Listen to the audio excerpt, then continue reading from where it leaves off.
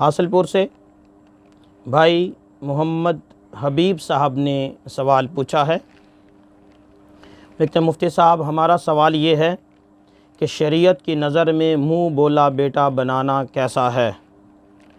اگر کسی کی حقیقی اولاد نہ ہو تو وہ اپنے کسی عزیز یا غیر کا بیٹا لے کر اپنا بیٹا بنا سکتا ہے یا نہیں؟ کیا اس طرح بیٹا بنانے سے وہ بیٹا بن جائے گا؟ اور کمیٹی میں اس کی ولدیت میں اپنا نام لکھوانا درست ہوگا یا نہیں؟ وضاحت فرما دیں۔ آپ کے جواب کا منتظر آپ کا محب محمد حبیب۔ جی میرے محترم بھائی، متبنہ جو منہ بولا بیٹا ہوتا ہے بنا سکتے ہیں، لیکن اس حوالے سے کچھ ضروری مسائل کا جاننا بھی ضروری ہے کہ جس کی وجہ سے ہمارے معاشرے میں بڑی گڑبڑ ہو رہی ہے۔ دیکھیں، اگر کوئی متبنہ یعنی منہ بولا بیٹا اگر ہم بناتے ہیں تو وہ حقیقی بیٹا نہیں بن جاتا، وہ شرعاً ہمارا بیٹا نہیں کہلائے گا کہ جیسے ہماری سگی اولاد ہوتی ہے وہ ویسا بن جائے، ایسا نہیں ہے، بلکہ اس میں وہ سارے احکام، اگر یہ بچہ آپ کی بیوی کا غیر محرم ہے تو جب یہ بالغ ہوگا تو آپ کی بیوی سے پردہ بھی ضروری ہوگا۔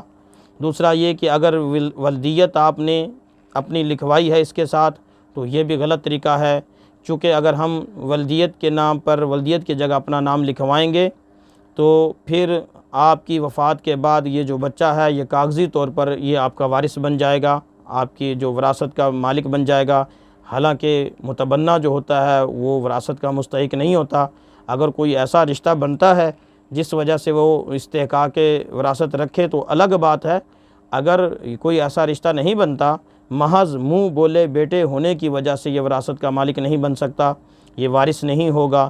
لیکن اگر آپ نے کاغذوں میں اپنا نام لکھوا دیا کہ میرا بیٹا ہے، میں اس کا والد ہوں، تو آپ کے مرنے کے بعد آپ کی جائیداد کا یہ دعویٰ کرے گا، یہ مالک بنے گا، وارث بنے گا۔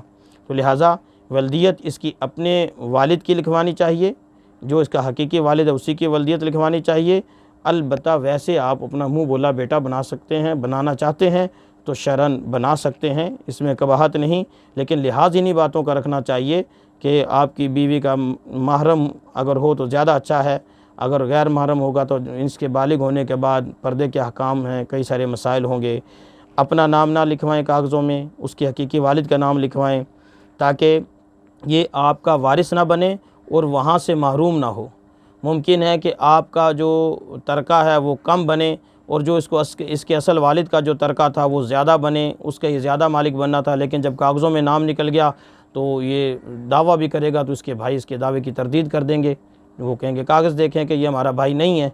تو اس لیے ان چیزوں سے اجتناب کرنا چاہیے۔ شریعت نے جس کام کی اجازت دی ہے اس کو محض اتنا ہی رکھنا چاہیے، اس میں اپنی طرف سے کوئی بڑھوتری نہیں کرنی چاہیے۔